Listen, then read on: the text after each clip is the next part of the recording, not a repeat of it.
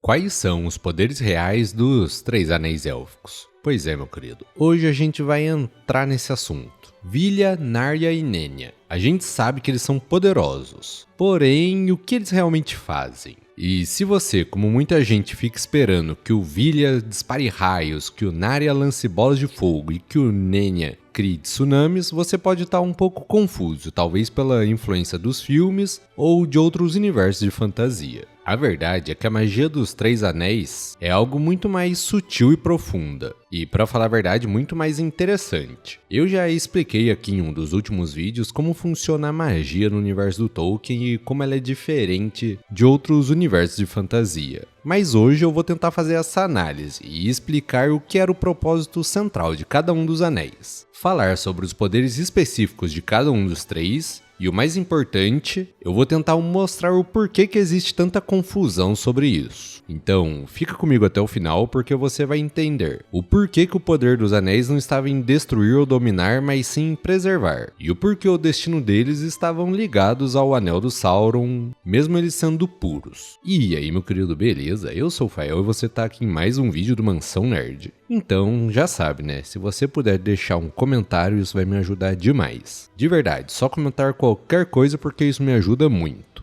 Ou então, comenta aí qual dos Três Anéis você gostaria de ter. Mas agora, vamos pro vídeo. E bom, para entender os três, a gente precisa voltar para a Segunda Era, com o grande ferreiro Celebrimbor. Depois que o Sauron, disfarçado de o Senhor dos Dons, enganou os elfos e o ensinou eles a arte da Forja dos Anéis, o Celebrimbor criou 3 anéis sozinho, em segredo. E esse é o ponto-chave. O Sauron nunca tocou nos 3. Eles são puros e livres da malícia direta do Sauron. E aí você pode se perguntar, Fael, então eles não têm nada a ver com um anel. Mas calma lá, meu querido. Embora o Sauron não tenha corrompido eles diretamente, eles ainda foram feitos usando o conhecimento e os princípios que o Sauron ensinou. E justamente por causa disso eles estavam ligados à magia do Um Anel. Então, se um fosse destruído, o poder dos 3 também acabaria. E essa é justamente a tragédia deles. A ferramenta que eles criaram para se salvar estava acorrentada a uma ferramenta que o Sauron criou para dominar. Mas então, qual era o propósito deles? Diferente dos 9 para os homens e dos 7 para os anões, os 3 anéis não foram feitos para dominação, conquista ou guerra. O propósito principal dos 3 anéis élficos era a preservação, cura e resistência e a decadência ao tempo. Os elfos viam a Terra-média murchar com o tempo, porque o tempo passava e as coisas belas iam desaparecendo.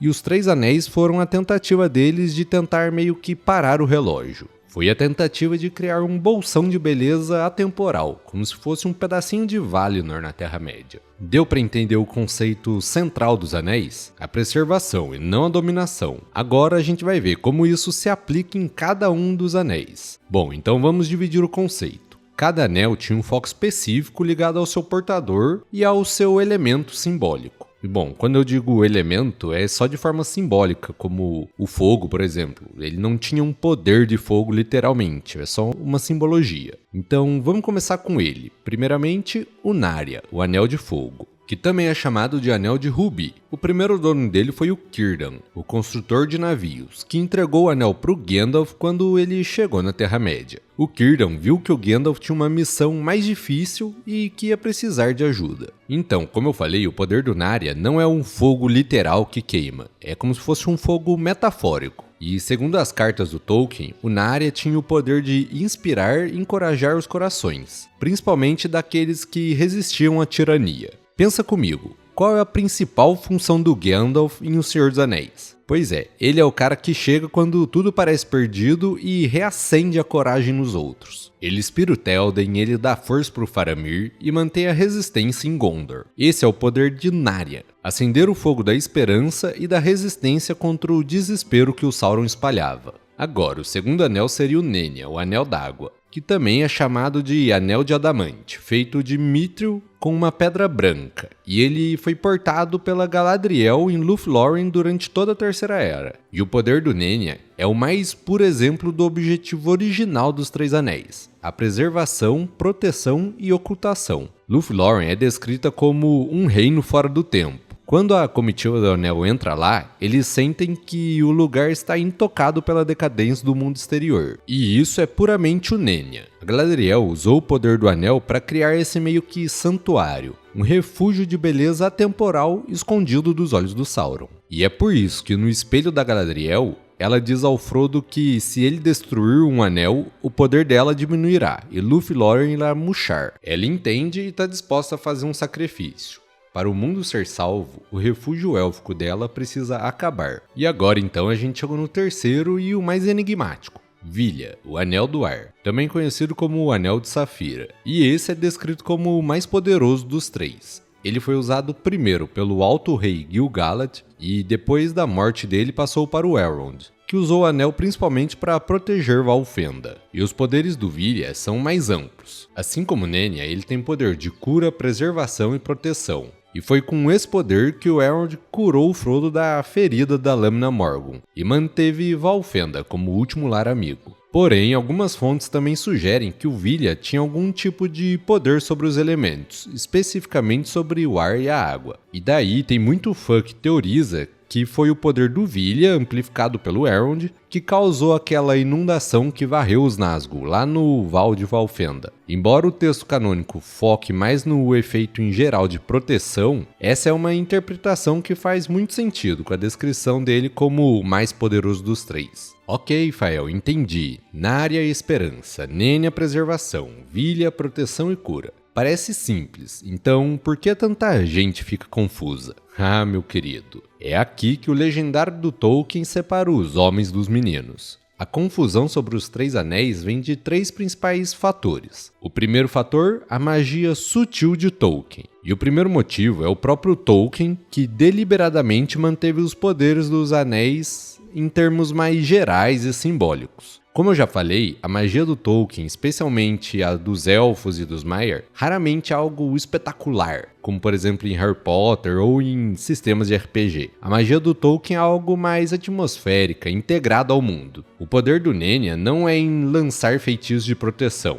é em manter Lúthien protegida. É uma diferença filosófica muito importante. O Tolkien preferia algo mais sutil ao espetáculo. Mas se você quiser saber mais sobre essa diferença da magia do universo do Tolkien para outros, eu vou estar deixando aqui no card o vídeo que eu fiz falando só disso. Então, se você quiser assistir e já dar uma forcinha pro canal, eu super recomendo. E bom, o segundo fator é a adaptação cinematográfica. Nos filmes, o Peter Jackson fez um ensaio visual. E isso porque, para essa mídia, você precisa mostrar o poder. E, por exemplo, a cena de Sociedade do Anel, onde a Galadriel, entre aspas, se transforma e fala sobre uma rainha sombria, aquilo é uma interpretação visual de um poder que no livro é descrito de uma forma mais abstrata e atmosférica. Os filmes, embora sim, sejam geniais, meus filmes favoritos, criaram uma expectativa visual de poderes explosivos que não existem nos textos originais. E quando eu falo isso, eu não estou criticando os filmes, até porque foram eles que me introduziram nesse mundo. E, como alguns de vocês já sabem, eu sempre trabalhei na área audiovisual, então, assim, é lógico que eu gosto muito, ainda mais que eu sempre fiz bastante motion ou efeitos especiais. Mas agora vamos para o terceiro fator, que é o anel mais o portador, e esse é o ponto crucial. Porque para mim ele é o mais importante. E também ao mesmo tempo é o que gera mais dúvidas. Os anéis não são como se fossem baterias que qualquer um usa, eles são amplificadores. E eu tenho certeza que essa referência dos anéis como uma bateria de poder vai ser um prato cheio pro Ricardo Santos, que é o cara número 1 aqui do canal. Sempre comenta, sempre ajuda o canal demais. Um salve, muito obrigado. Mas enfim, como eu falei, eles são mais amplificadores. O poder manifesto de cada anel depende imensamente das habilidades e sabedoria e também da natureza de quem está portando o anel. Pensa bem, a Galadriel não é uma elfa qualquer. Ela é uma alta Noldor da realeza, que viveu em Valinor, viu as luzes das duas árvores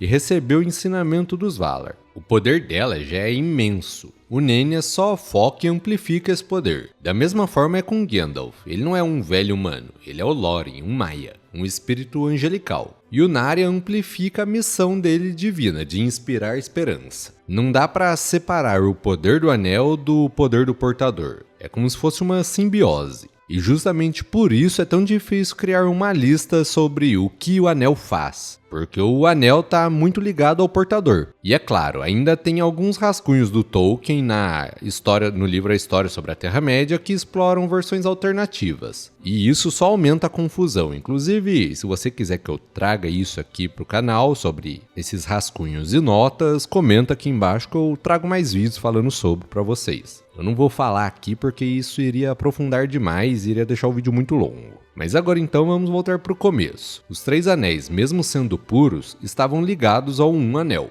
No momento em que um anel é destruído na Montanha da Perdição, o poder dos 3 se apaga para sempre. E essa é a grande tragédia e o sacrifício dos elfos. Para que a Terra-média fosse salva da dominação do Sauron, os elfos tiveram que aceitar o fim da magia que preservava os últimos reinos deles. Com o poder do Nenya desaparecido, Lúthien começou a murchar e desvanecer. Com o poder do Vili assumindo, Valfenda se tornaria apenas um vale comum. A magia que mantinha eles suspensos no tempo havia acabado. E é justamente por isso que o Elrond, a Galadriel e o Gandalf, que são os 3 portadores, pegaram um navio no final de O Retorno do Rei e partiram para Valinor. A missão deles na Terra-média e o poder que usaram para cumprir ela haviam chegado ao fim. A Era dos Elfos terminava e a Era dos Homens começava. E no fim das contas, os 3 anéis não eram armas para vencer uma guerra. Eram ferramentas para preservar a beleza e a esperança em um mundo em decadência, esperando o dia em que o mundo pudesse andar com as próprias pernas. Mas me responde, esse vídeo serviu para clarear as coisas? Qual dos 3 anéis é o seu favorito? Narya com o poder de inspirar, Nenya com a preservação atemporal ou Vilya com a sua proteção poderosa?